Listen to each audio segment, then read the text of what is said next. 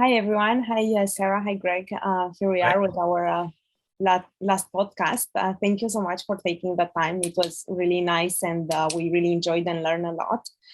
And today we're going to talk a little bit about you, Sarah, and your business and your entrepreneurial journey, which Greg and myself are very interested to learn more. But before we just jump in these questions, I just want to start with Greg, whom I've discussed with these days, and he mentioned that after our podcast, he felt inspired to do more sports and exercise more.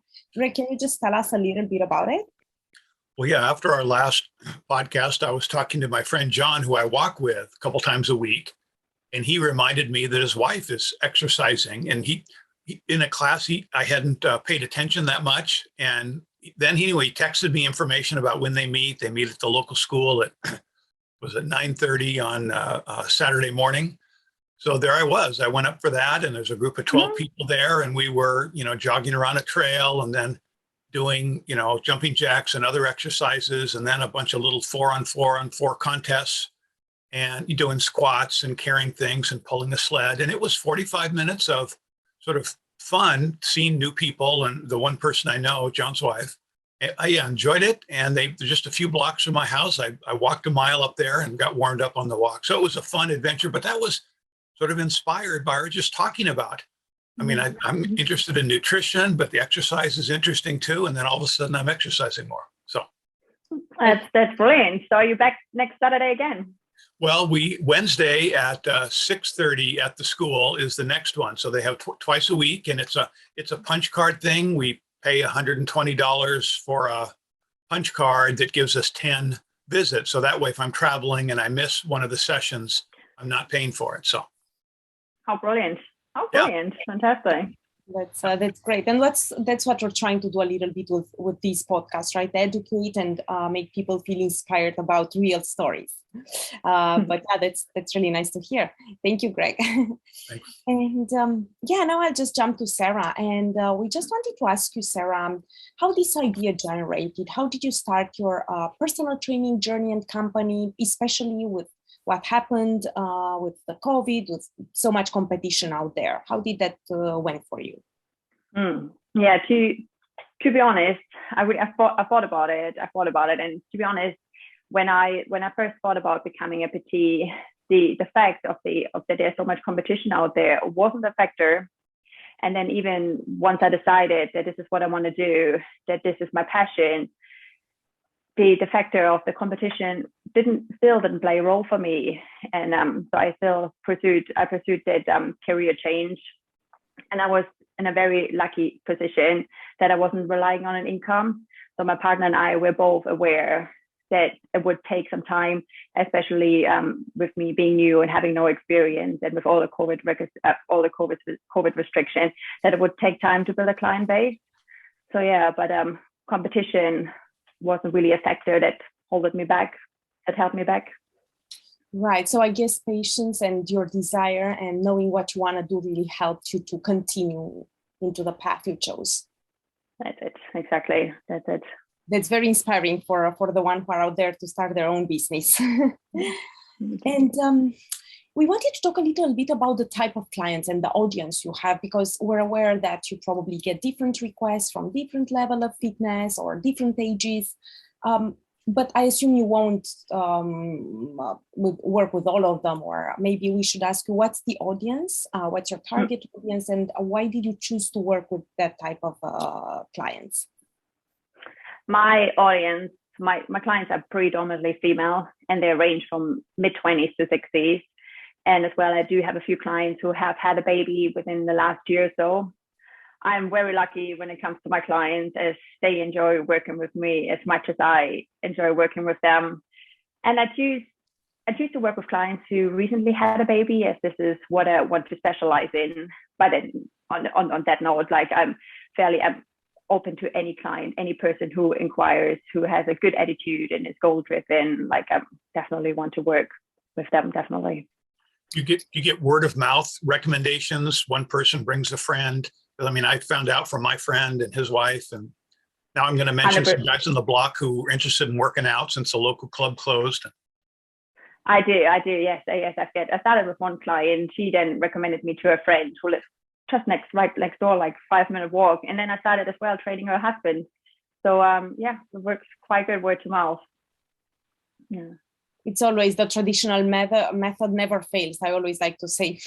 Right. And in terms of the adapting the programs to different levels or different groups of ages, would you would you tailor that programs for somebody who is in her 20s or his 20s, and for somebody who is in his or her 60s or 50s? How would that work?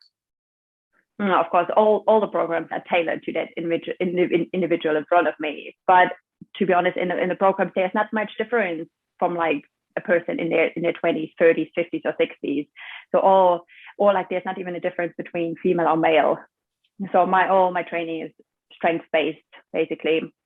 And then what I consider when I'm writing programs is their fitness level, and of course if they had any injuries. And then of course if I have clients who are pregnant or who post-natal, then I definitely have to do adaptation. But as well, if I add the consideration of my client's goal, because some clients who want to lift a certain weight, some of them want to start running, which I then as well implement into their program. I think it's slightly different with my online clients. Because I want to make sure that my online clients can make progress with every week and using only that equipment what they have. So I'm trying to find a way making it more challenging. Mm-hmm. Yeah, but otherwise they don't really differ. Can I ask on this? So a lot of the nutrition books I read talk about the importance of strength-based training. And I hadn't realized before that that's where you are. I guess the sense is people can run on their own. You're happy to monitor it, but you focus on how they can safely build their muscle strength. And that's huge for glucose tolerance and things like that, according to a lot of the books that I've read.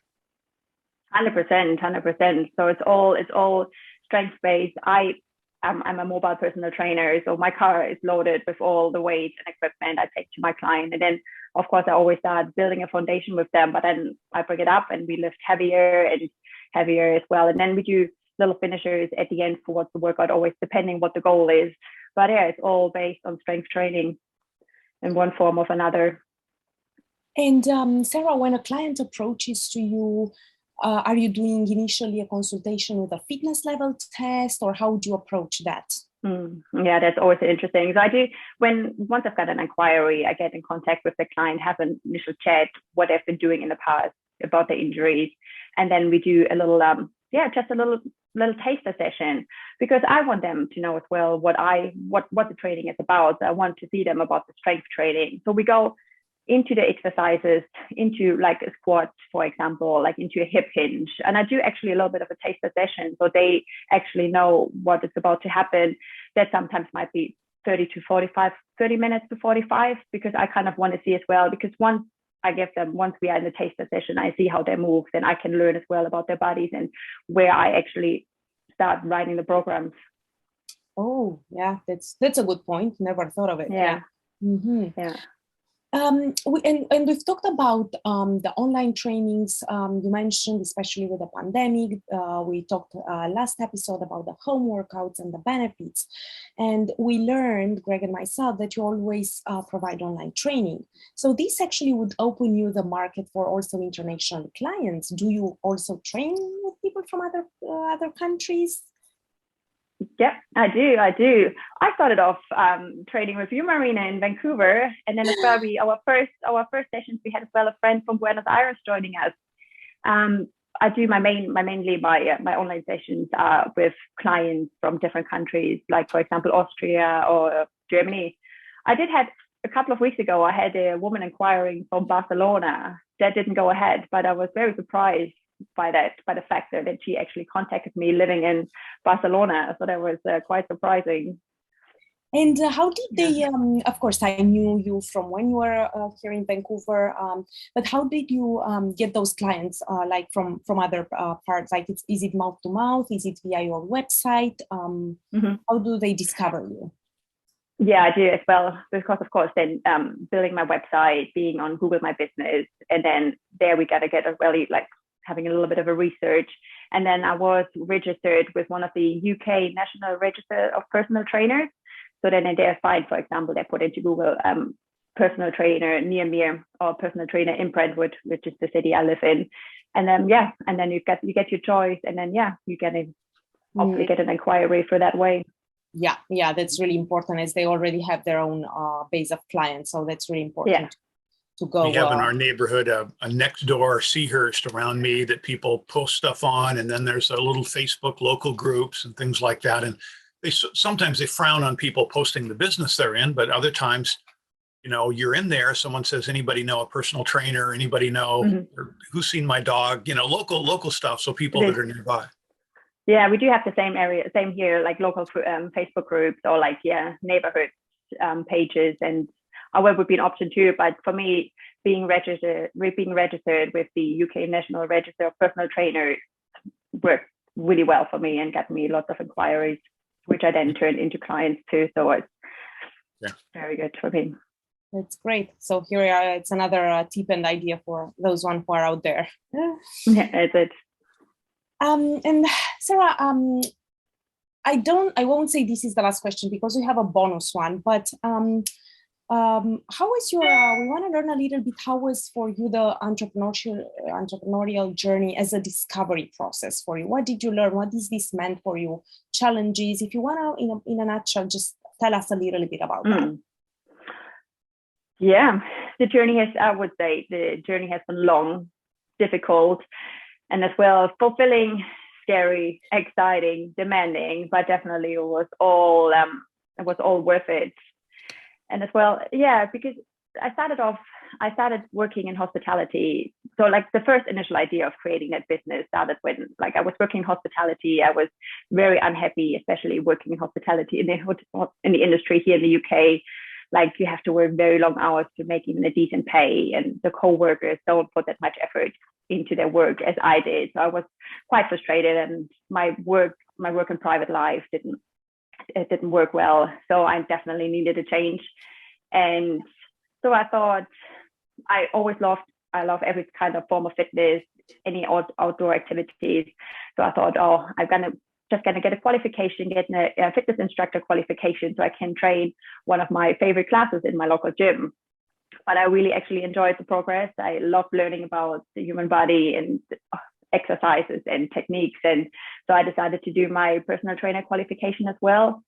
And then a few months later, like a few months have passed, and I had my qualification. And that left me then with so many questions, like, where do I want it to work? Did I want to instruct classes? Do I want to be a PT in a local gym? Do I even want to train people at home? So many questions. So I thought then first, to gain experience, I apply within a local gym, but that was March 2020, and as I touched base on the last time. Everything was so uncertain, and then lockdown came. So then, of course, that leave me at first with I have the option now to train clients online, and then eventually, if restrictions ease, I can train people outdoors again. So I started focusing on building my website with the help of Marina and her sister, registering my business. And once I've done all of that, I was ready. Restrictions were okay to meet new people, to work with people outside. But I have to say it was quite a slow progress, especially with having no experience. Like I said, it took me quite almost a year until April 2021. Once we came out of that final lockdown, and people were actually then ready to mix again. People were ready to work one-on-one. And then I registered on that, like before I mentioned it, on the UK National Register of Personal Trainers.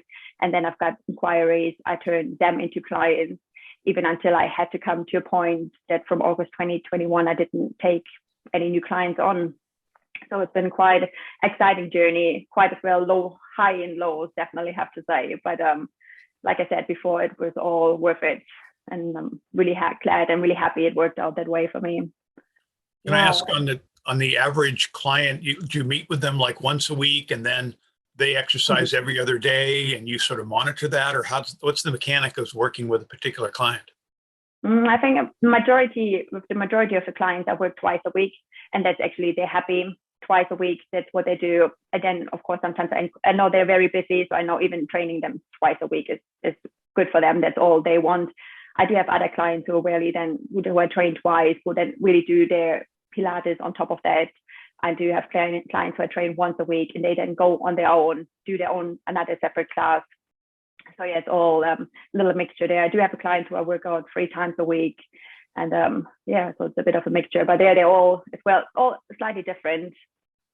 But yeah. Wow, what a journey, and what so much patience, right? A skill that I'm trying to develop myself. But I guess when it comes to business and everything in life, and also like diet, and that's what we're trying to say with this podcast, educate yourself, be patient, see what works for you. But this requires time, as everything, like starting a business, like the changing your habits, everything requires patience, as it's a long process, and always have to see the long term, but the good effects rather than short term, but bad effects that can affect your health. Definitely have to see the bigger picture. I had to learn so many things, especially when it comes to the website and the way of like writing blogs, and there's like so many new things. And it took me, the thing was the motivation was high, so I didn't mind, but it's definitely, you have to see the bigger picture and be patient, and it's going to come like, as well as if you put the effort in, you're going to get it in return. From the client standpoint, we don't want to say that it takes them a whole year of misery before they see, it is a journey. They can feel good at the start, but there's milestones. Things get better and better. You don't expect instant results. But on the other hand, exercising, people find things they don't expect. They feel great the next day, or they feel sore the next day. But those benefits come for them just taking the step, starting, making a decision to get fit, and so forth. 100%. Yeah, the endorphins, especially after workout, you all like, I feel still the same, isn't it? I finished the work and I feel like, I'm like accomplished it. I'm feeling happy, and it's just got to feel good, isn't it? I feel awake. I want it, everything I got to touch. It's got to be good, isn't it? I got to be good with nutrition, and yeah, I even still feel exactly the same. Yeah. To the day. It's great, and I feel good. I know it might sound weird, but when I have sore muscle, like yesterday, I'm training with Sarah with an app right now, and I did actually for my arms. And this morning I was like, oh, why do I feel so sore? What did I do? I was like, oh yeah, of course I train with the app and the exercises that Sarah put them in the app. So, but I feel good when I feel sore, because I feel that I exercise a group of muscles that, I wasn't aware that I need to train, right? So that's great. And that will go just in our last question, because we hear so much about Tabata and the benefits of it. And honestly, I do it because for me, it's cardio. And I'm like, oh, okay, let's jump a bit and burn some calorie. But it's not all about that. Can you tell us why it's so much in trend, or what are the great benefits of Tabata? And what does that mean, actually? Yeah, but I think you touched already quite a bit in there. So Tabata is a form of HIIT training. And it's exactly, I use Tabata with my clients as a form of cardio, because at home, if we don't have like a treadmill or a stationary bike or anything, you still want to improve your cardio, I use HIIT trainings, or especially Tabata. Tabata is nice, it's short, it's efficient. Just to break it down, it's like a 4-minute interval with like 8 rounds, and we work in like a 20 seconds on, 10 seconds off. And then you can, of course, combine I usually combine four sets, 4-minute intervals, and then have a 1-minute break in between. And here it's all like exactly like I said, isn't it? For your cardio, I like to use it to improve endurance, and especially it's like you really want to put like you all in, like you really want to go in those 20 seconds, go get it all in. You have only 10 seconds rest, where it's almost like hard to get your breath back.